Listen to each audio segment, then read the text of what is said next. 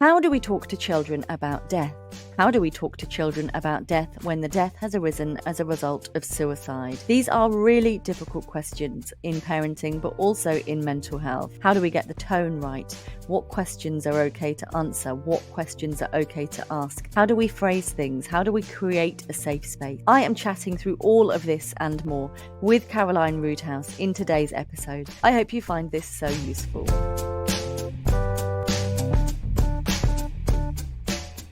Hi, welcome along to the Aspiring Psychologist podcast. I am Dr. Marianne Trent, and I'm a qualified clinical psychologist. Today's episode is part of our special season, talking about suicide and trying to normalise conversations surrounding it. This is episode 2 in our special series of 3. They are all separate episodes, but you might well find it helpful to catch the other 2 if you do have time. So I know you're here because you have questions about how to do this and what is appropriate. So let's dive straight into the episode and I will catch you on the other side. Hi, I just want to welcome along our guest for today, Caroline Roodhouse. Hi, Caroline. Hi, Marianne. Thank you so much for your time in speaking with us. Just want to firstly say that I was so sorry to learn of the death of your husband and the father of your children. Thank you. I appreciate that. Did you want to tell us a little bit about him? Yeah, absolutely. So I met Steve in the year 2000. We were set up on a blind date, which I wasn't happy about, but then clearly was in the end. And we hit it off straight away. Steve was quite a chilled out character, which helped balance me out because I'm quite highly strung. So we kind of met in the middle very well. But he was full of energy and kindness and warmth, and he had friends all over the world, which was very appealing. He was very drawn to speed sports, motorbikes, those sorts of things, and he introduced me to lots of those sorts of things. And he had a love for travel, as did I. So we had a huge amount in common. And yeah, as I say, we hit it off very, very quickly, and we spent a good few years together before we got married in 2005, and then started our kind of family life together beyond that. So in work, Steve worked for a field marketing agency, and his role was to look after teams of people who would go and train others on mobile phones and how to use and sell them in retail stores. And I think it helps to understand how he was perceived in that industry, to understand the sort of person that he was, because he was very well known for being an amazing motivational leader and helping a lot of younger people to kind of get onto the career ladder, giving all of his time, coaching them, supporting them, encouraging them, and being very motivational and inspiring. So very much a positive person, which again, I was drawn to on a personal level. And I guess in later years, as we talk about things like spotting the signs when somebody's struggling, once we'd started to have children, I could see that energy reducing, and that love for life and for work and for people generally, which I put down to just being a knackered parent, really. And all the things that go with lack of sleep and parenting and getting older and those sorts of things. So with hindsight, I can look back and maybe think differently about that now. But yeah, that was Steve. Happy guy for most of the time that I knew him and that we were together. Thank you. And before we started recording, you told me that this had really come out of the blue. This wasn't a case of someone with an existing diagnosed depression or that had kind of evidence that life didn't seem to be worth living. This was someone who was hustling out the door in the morning, telling you that they'd be picking up your child from Cubs like usual and they'd see you then. And that's not what happened. Absolutely not. No, I had no idea that Steve was struggling at all. As I said, that the energy had reduced in him, but there was no suggestion that he had any mental health difficulties or was considering suicide in any way. So it was the 12th of November 2018. He was starting a new role with a new client through this field marketing agency on that day. We were running around getting ready for work, and I was getting our 2 young children ready for school and nursery. Ada and Evie were 9 and 2 at the time. Steve was getting ready for work. Even just before he left for the day, I had a sore throat, which I mentioned to him. And he went flying up the stairs 2 at a time to grab me some throat sweets from the bathroom cabinet, so that, just the way he would always be thinking of others and helping. And then off he went, just confirming that he'd pick Evie up from Cubs on his way home, as he always did on a Monday evening. And I didn't give anything a second thought. I had no need to, until I had a phone call from his work saying that he hadn't arrived. It was about an hour away.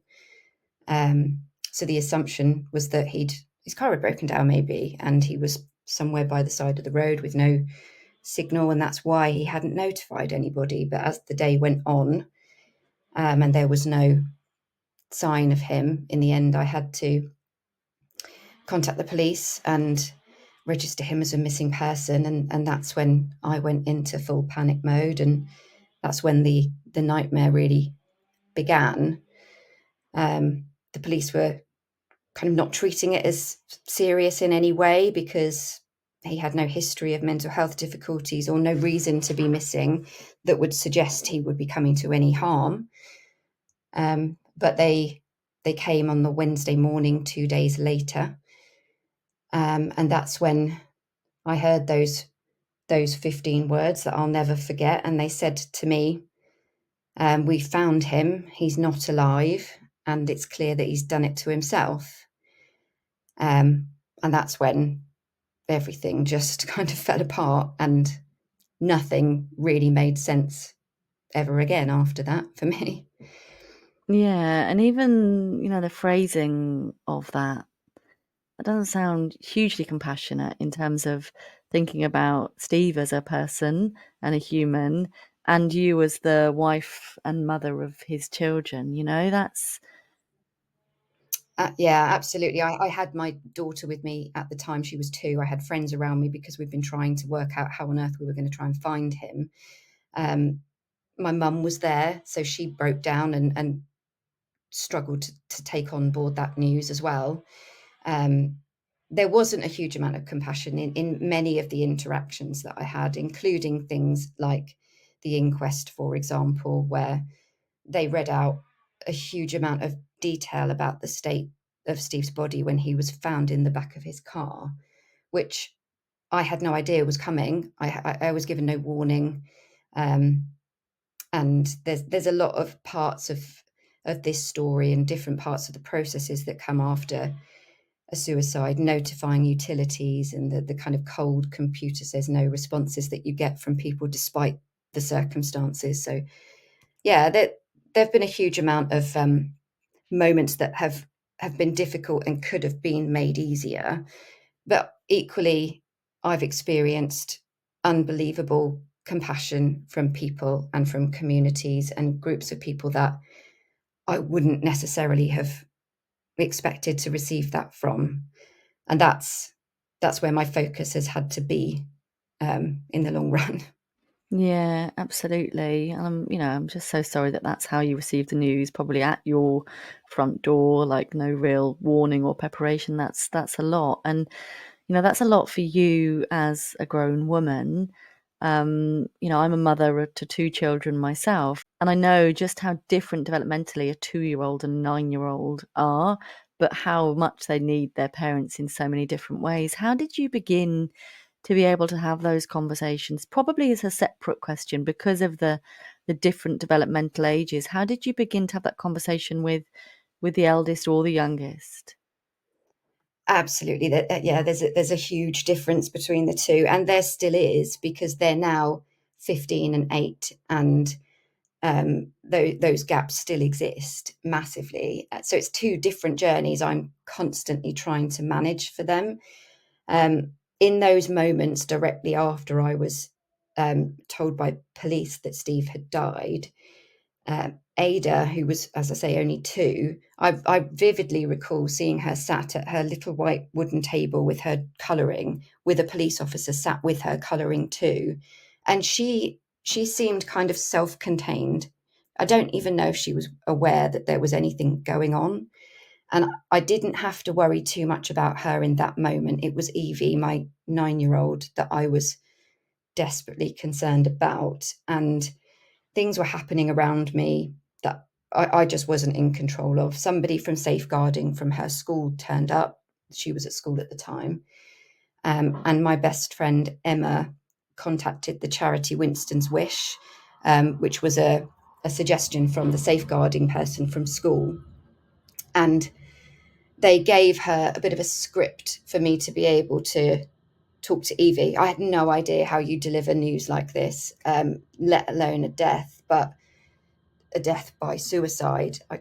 She knew that Steve was missing because I'd had to explain it to her after a couple of days, but had no idea what anything like this would be happening. So armed with this kind of script and a few leaflets and pamphlets from this safeguarding person, I arrived at Evie's school, and she was standing out the front with the deputy head, and she had a big smile on her face when she saw me coming, because that innocence of a child seeing their parent turn up at school.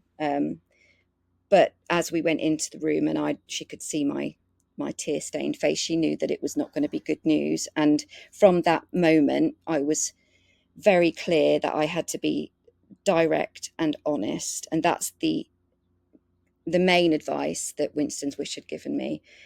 And I had to say, so it was something along the lines of, Daddy's been found and he's died, and we won't be seeing him again. His brain had stopped working properly. And this was the beginning of that journey for me, with Evie in particular, of kind of drip feeding that information over a period of time. Now, for Evie, that took probably only a few months from start to finish. I'd say that there's kind of these different stages, which I can talk about in a moment. For Ada, being 2, that journey has taken years and just been drawn out across that period of time.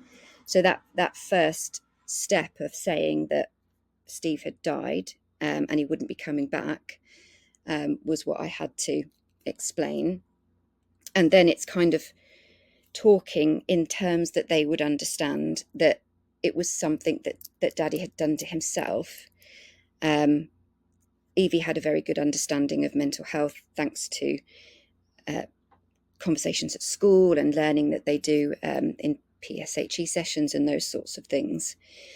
The next thing I had to do was talk about kind of why he may have done that.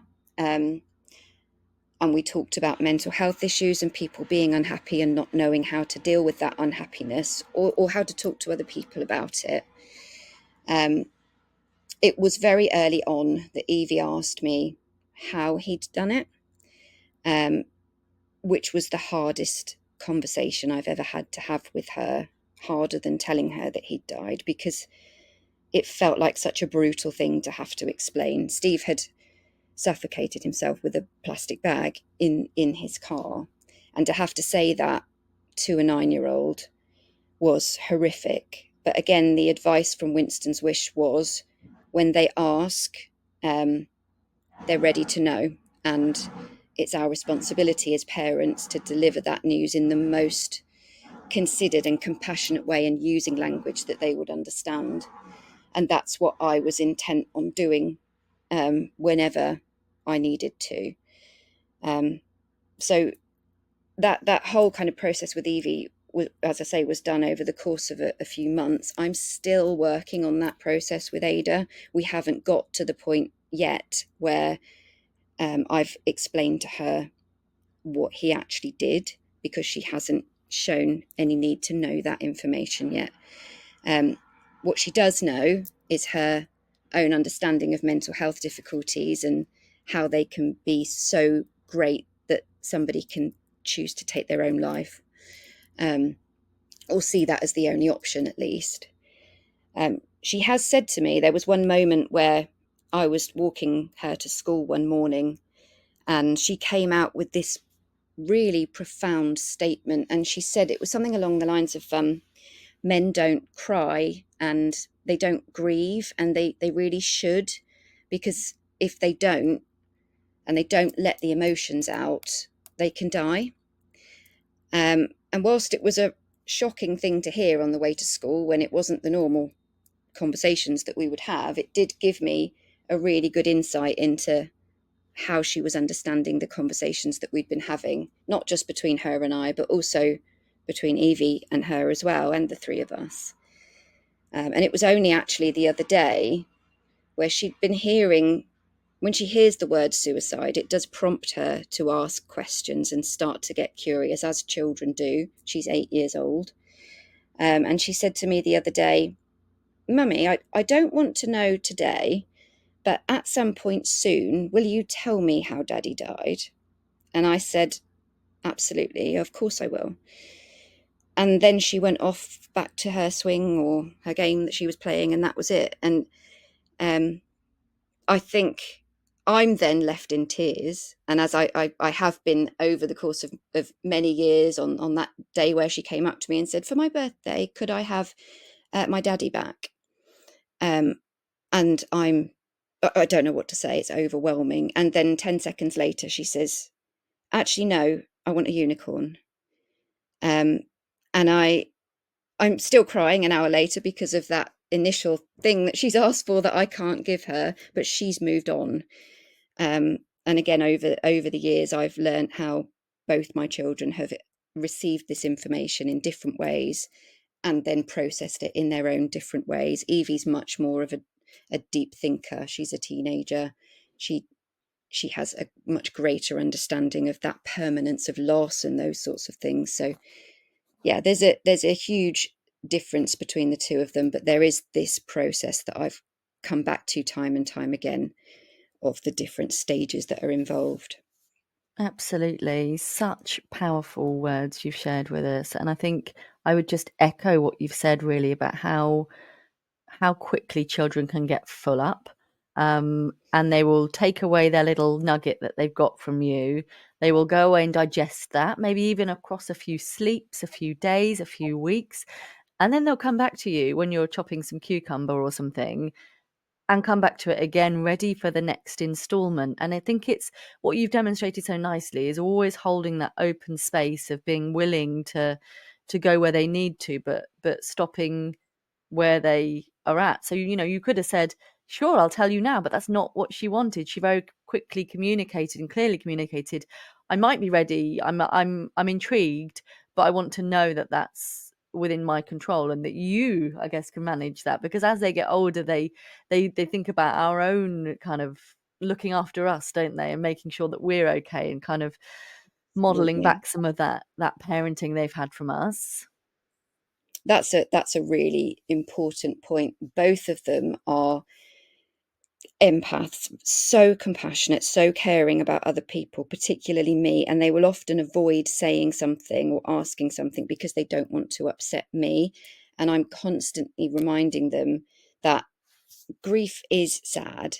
We can't get away from that. It will be upsetting to have these conversations, and we will move on afterwards, and we will experience joy again, and we will do all the things that make us happy. But we have to have these conversations, and we have to accept grief, and we have to work through it together. And I recall a really key point as well about trust as well, that I've come across so many people from the experiences and conversations I've had where they've lost a parent many decades ago, and it was pushed under the carpet, and they were told that it was a car accident or, cancer or something, because of the shame surrounding suicide and the difficult conversations that people would much rather avoid having.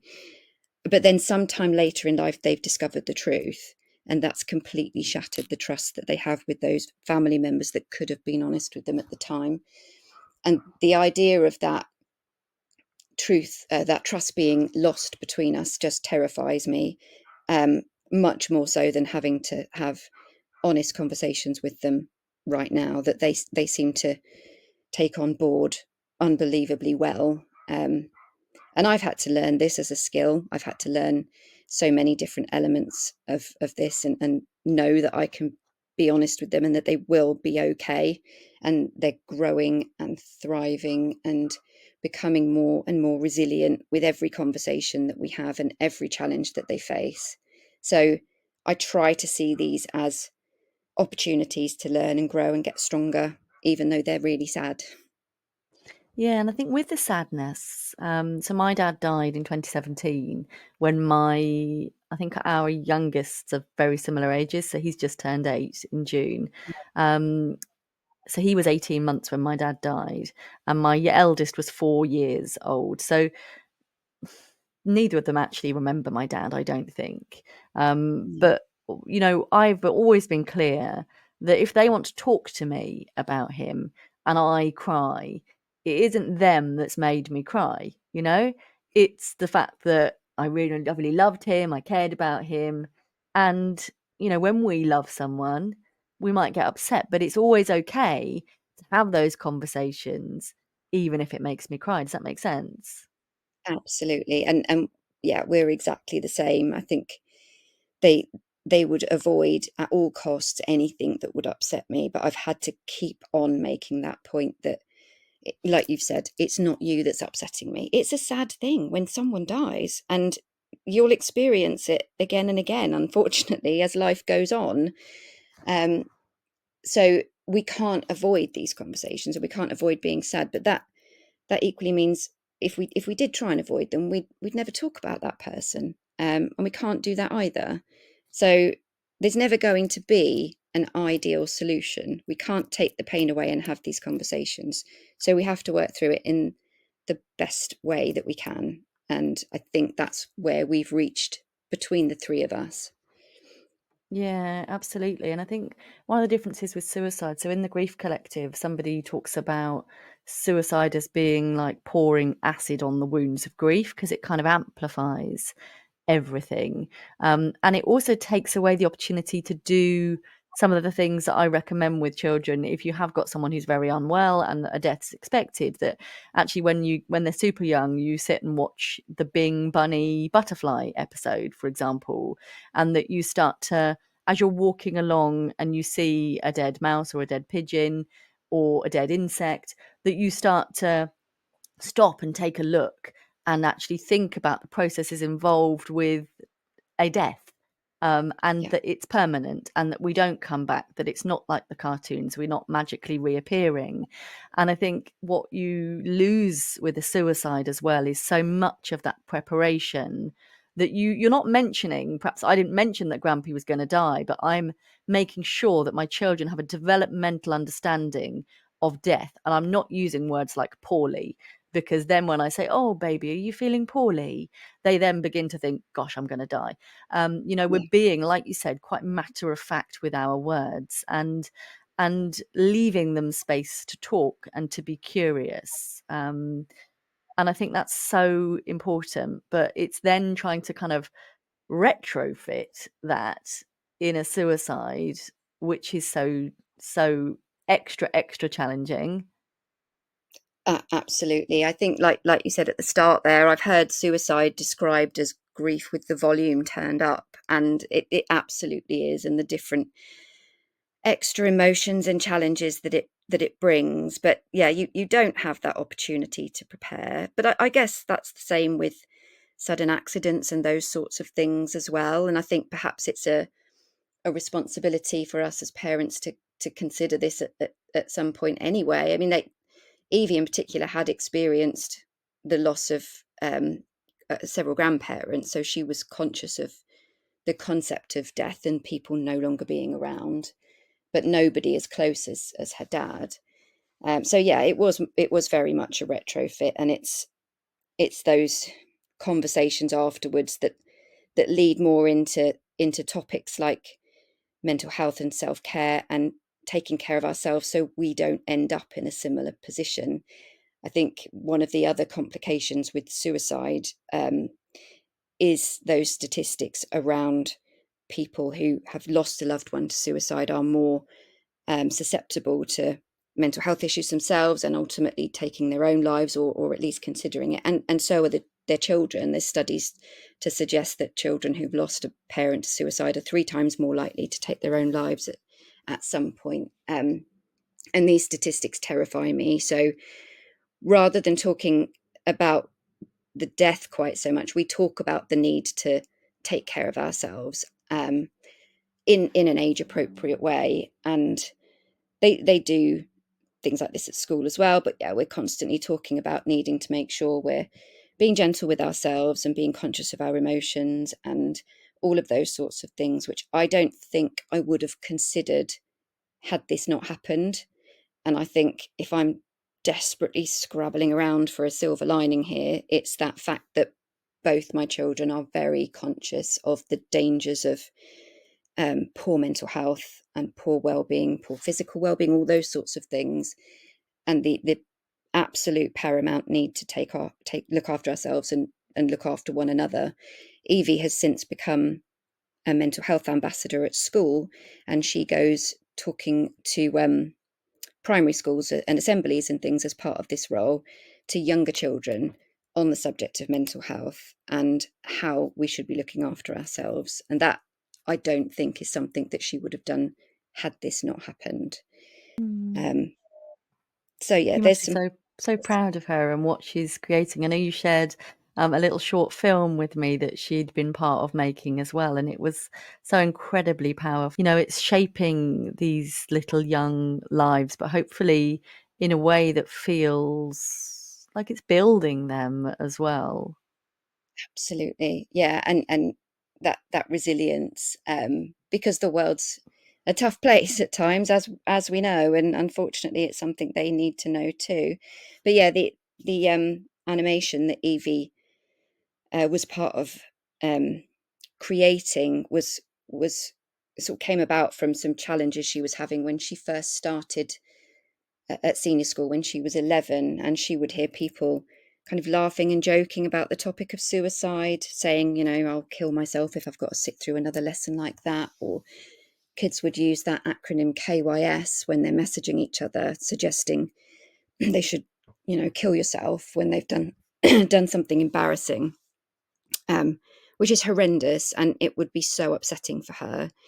So she wrote a story about it, and she was really brave, and she approached the head of year at the school she was at the time, and shared this story with them, and they read it out at an assembly. Unfortunately, it didn't have any impact at all, and I think there were other elements of this school that we weren't too keen on when we first spoke to them about her going there and the extra support that she might need. And they talked about all of the different facilities that they have to kind of safeguard children and all the wellbeing facilities that they have. They didn't seem to pan out. It felt like there was perhaps a little bit of lip service there. So anyway, this story didn't land as Evie had hoped. And I mentioned that to some of my colleagues at work. I work for a creative agency where there's some very clever animators and illustrators. And they took Evie's story and turned it into a beautiful animation with stunning illustration and music. And there was a voiceover recorded for it as well.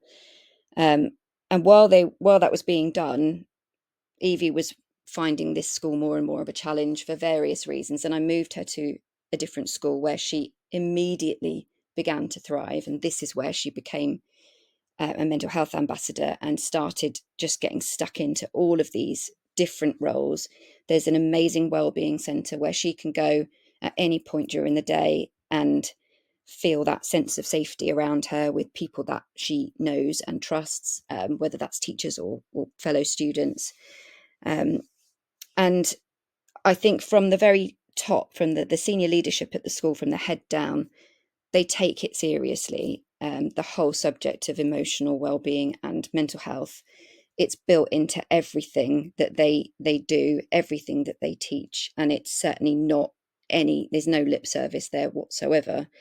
So Evie has now introduced the animation to this school and had an amazing response to it. I've shared it on my social channels, and it's now being shown across the country. In schools, in assemblies, it's being added to the curriculums of different schools across the country.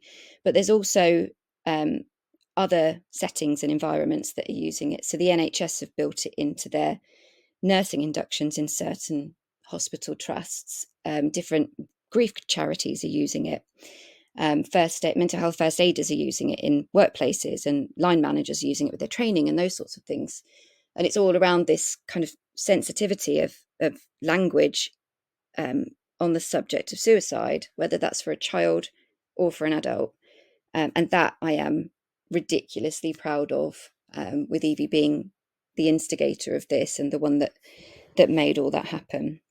Words.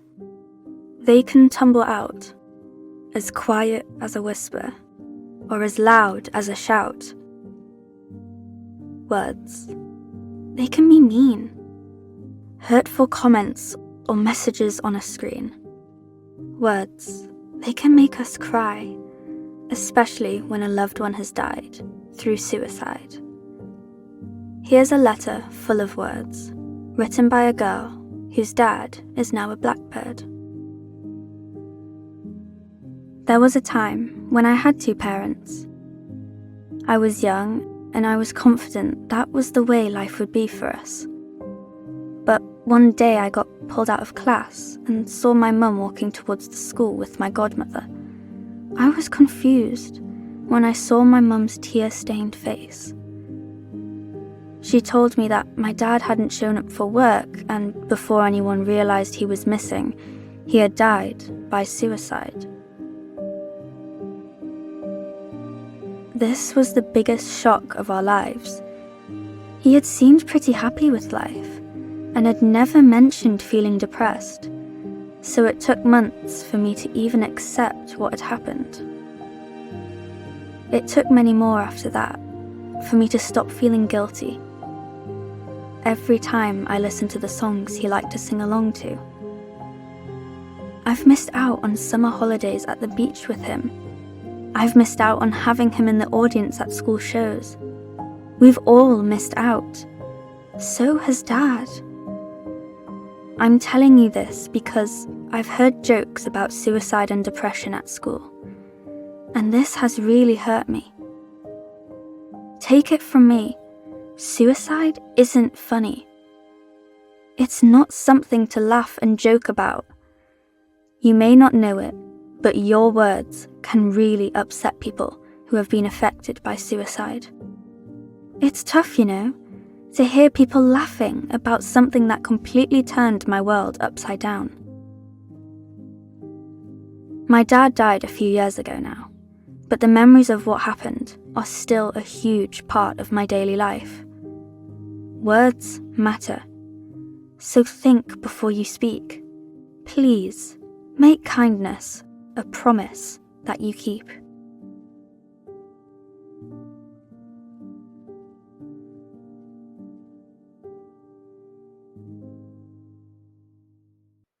Oh, amazing. Honestly, as a mummy, a fellow human, it just brings shivers down my spine. It's amazing stuff. And I just wanted to talk to your fear, really. So speaking as a qualified clinical psychologist who specialises in complex trauma and grief, I would say that the stats for increased probability of someone ending their own life when it's been in their family is probably going to be in families where it's been shame-filled and not spoken about, and where they've not been able to freely express their emotions and ask questions without fear of the reaction, the response, or that they might be in trouble. And I think that what I know about mitigating factors you are doing in abundance, and what we know is it's the difference, being the difference that makes the difference for children, and always knowing that they've got that safe space that's non-judgmental, that's compassionate, that they can bring their best selves to, but also their worst selves. And I often think with my children, you know, I will always love you. I don't always like your behavior, but you can always talk to me whatever you're worried about. And that mitigates so much to the extent where I would say it mitigates it to kind of minimal. So I don't know if that's useful at all. Absolutely. It's, as I said earlier, it's been a huge worry for me that because their own father took his life, it could almost normalize it to a point where it becomes an option for them, or they believe that it's an option for me if I'm having a bad day, or I'm reacting badly to something that's happened, or I'm upset about something. And I've worked very hard and researched a huge amount on how to mitigate that. We can never remove it completely, because suicide is something that exists one way or another.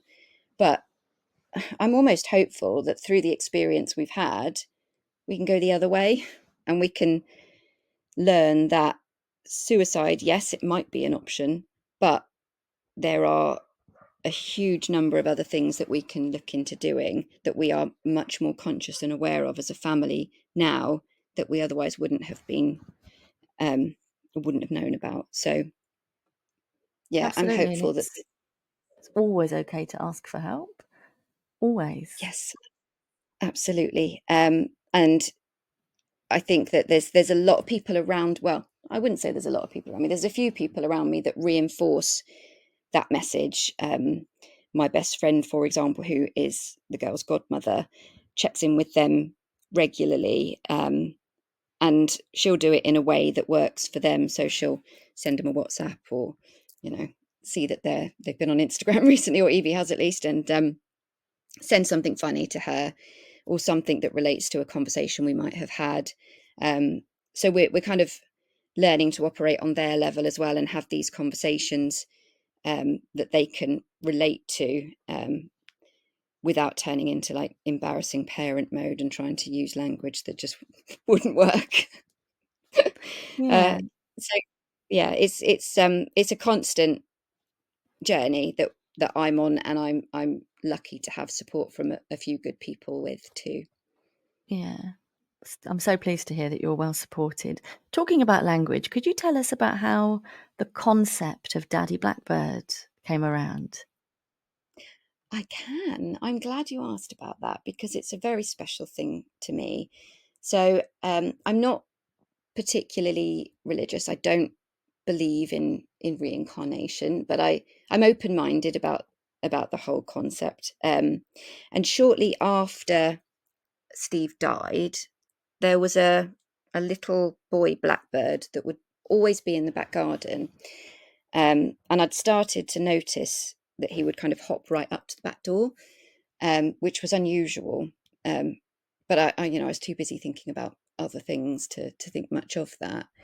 But there were times when I'd think back to how Steve would talk about his mum and some of the beliefs that she had around kind of an older relative who had died and maybe had come back to visit as a bird or something. And my mum, again, not particularly into things like reincarnation, but when she'd see a butterfly, it would make her think of her mum and bring her some comfort. So I started to look at this blackbird that was hobbling around the garden all the time.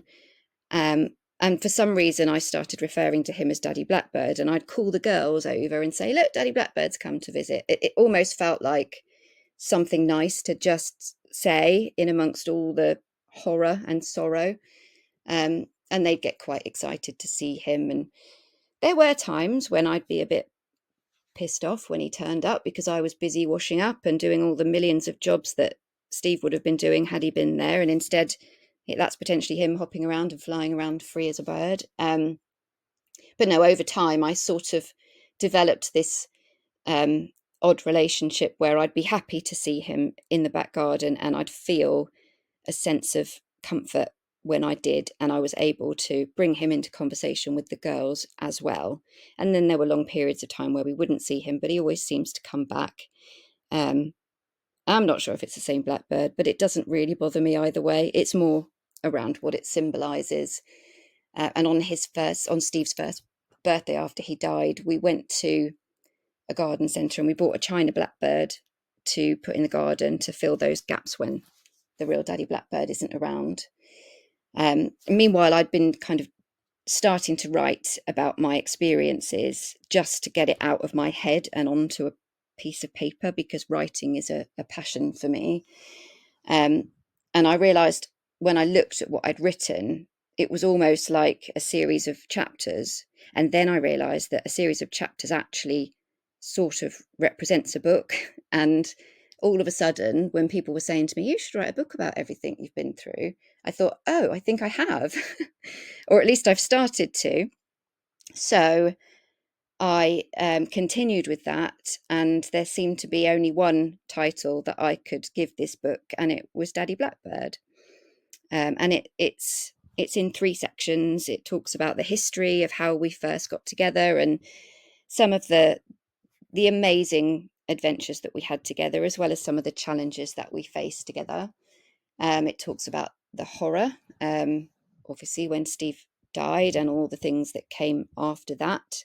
And then the 3rd section is about the hope and all of the lessons that I've learned that I want to share with other people, particularly people in a position like me. And I've broken that down into 3 different sections, and it's what I call my triangle of recovery. So I talk about the power of me and how I've drawn on the strengths I had already, but also developed new strengths and skills. Then there's the power of my children, which I've spoken about in depth, and taking strength from seeing their resilience grow and thrive and all the amazing things that they're achieving. And then the last part of that is the power of my community, and the people around me that have supported me from day one, but also the new connections and relationships I've built in more recent times. And yeah, Daddy Blackbird is now a very special thing to me, not just the actual bird that visits every day in the garden, but the book that I've almost completed now. Well, it sounds like it's a great read. Is that aimed at adults, would you say? Yes, I would say it is aimed at adults, mainly, as I say, for people that have been through what I have. But I've found in sharing all my different experiences and stories and the little anecdotes that help people understand what it's like to lose somebody to suicide. I think I've had so many people contact me to say that it's helped them get through a difficult period where they'd perhaps been considering suicide. And then when they read about the horrific impact on the people left behind, they've perhaps started to think about alternative things that they can do. And that is really powerful. So that's another group of people that would greatly benefit from reading my book. But yeah, parents like me who have had to struggle with their own personal loss, but also the loss of their children, and how to deal with that, and the things I've got wrong that didn't work, or the things that I've learned that really have worked, and the place we're in now, and just that message that it's hell and you will go through the worst times. I mean, we had COVID to deal with as well in amongst all of that. But there's hope. And I remember one line in particular that I've included in my book from a therapist that I saw once when I first spoke to her, and she recognised that I was lacking in any sense of optimism. And she said to me, I will carry hope for you until you're ready to carry it for yourself. And I will never forget those words. And I hope that my book does something similar for at least one person and carries some hope for them, until a time where they can actually feel it themselves. Absolutely. Such powerful words. And is it available on Amazon? It will be available on Amazon at the beginning of October. My intention is to publish it on World Mental Health Day, which is the 10th of October. I do have a website where I've got some free chapters available to have a read of now, though, so you can get an idea of whether it's something you want to know more about. Great. What's your So website? It's Daddy Blackbird, www.daddyblackbird.com. Amazing. Thank you so much for your time. And sort of throughout our discussion, there's been lots of different themes. And the one that we've kind of alluded to but not mentioned is anger, and I think that came through quite strongly when you were talking about Daddy Blackbird hopping about the garden.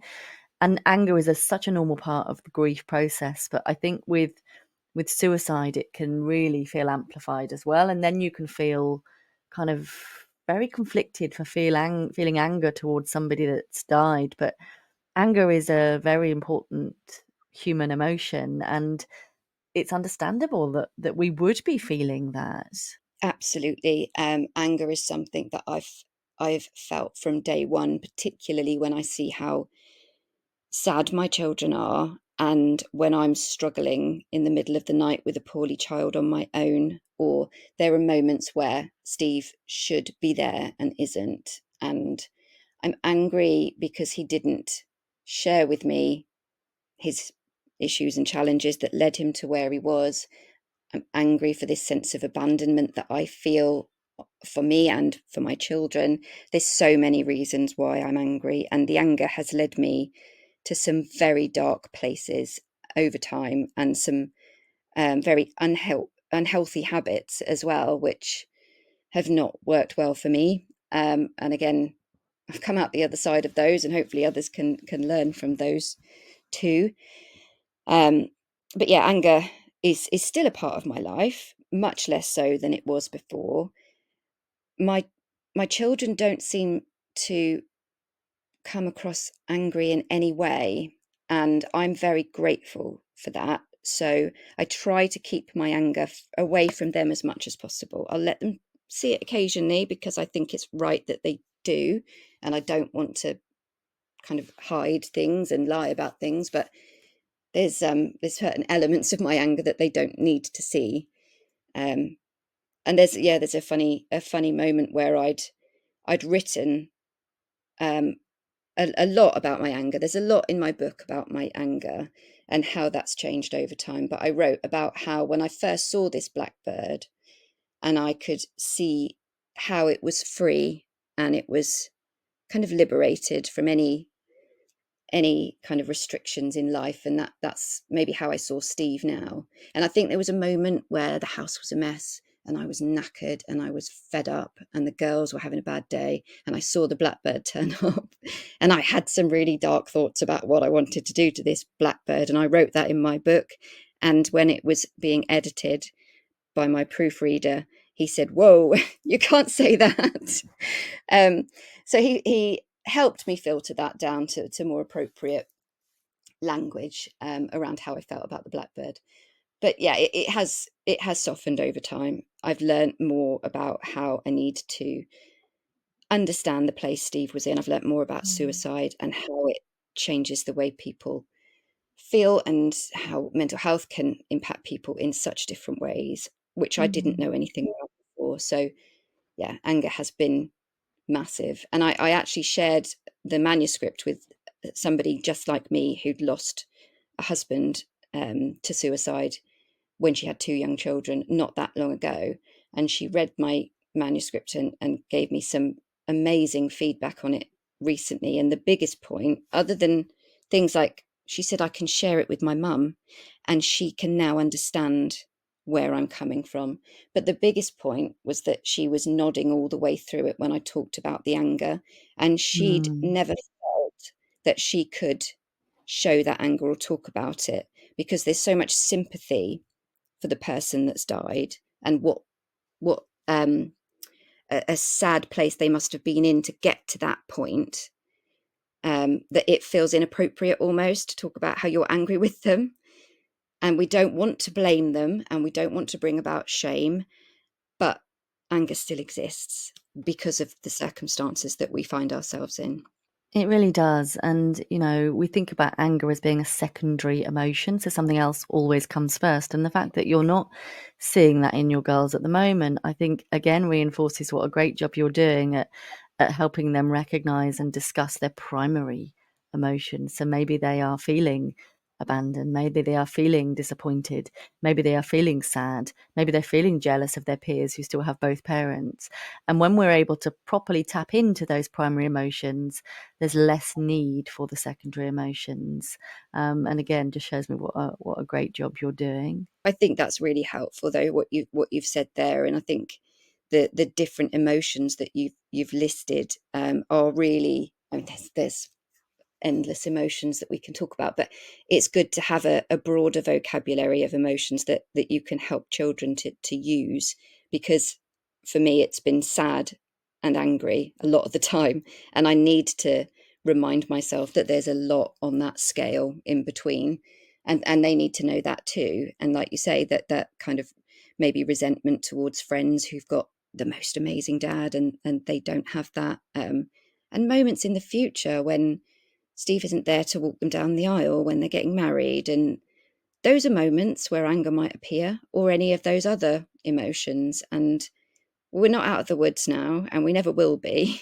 But by equipping ourselves with coping mechanisms to deal with all of these different emotions, I'm hopeful that we've got a decent future ahead of us. I feel so certain of that. It's been an absolute pleasure speaking with you. Keep doing what you're doing, both for the community, but for yourself and your girls. I can't wait to read Daddy Blackbird when it's available, and I will share that freely on my networks as well once it's published. But thank you so much for your time, Caroline. Thank you. I really appreciate the opportunity to talk about all of this, and your lovely approach to listening and understanding. Well, you're so welcome. It's been an absolute pleasure, and it's such an important conversation to have. And I'm hopeful that this episode will trickle through where it needs to. It will be listened to and watched by health professionals, but also by people who are interested in learning about this stuff and might be experiencing, some of the stuff that you've been through too. Yes, thank you. I'm hopeful that it can help somebody. Well, thank you. Just before we finish, could you tell us where people can connect with you on socials, Caroline? Yes, absolutely. I talk frequently on LinkedIn, so I can be found there. I don't think there's many other Caroline Roodhouses around. So yeah, I'd love to connect with people on LinkedIn. And my website again is www.daddyblackbird.com, where you can connect with me there too.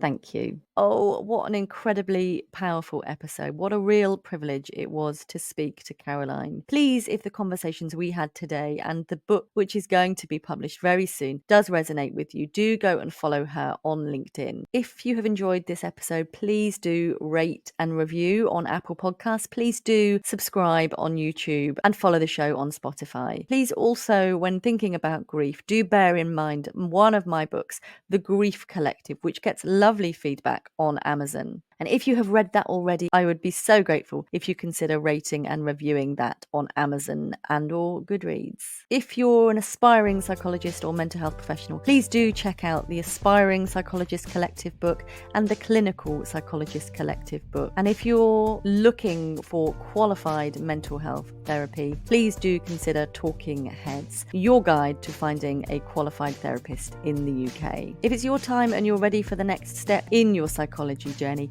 please do consider joining us in the Aspiring Psychologist membership, which you can do for just £30 a month with no minimum term. And please do come along and join my free Facebook group, the Aspiring Psychologist Community, which is the exclusive home of Marianne's motivation and mindset weekly videos. Come and follow me on socials. I'm Dr. Marianne Trent everywhere. And if you have any ideas for future episodes or future special series, please do let me know. Thank you so much for being part of my world, and I will see you very soon. The next episode is available from 10 a.m. on YouTube on Saturdays and from 6 a.m. on Mondays, wherever you get your podcast. Take care.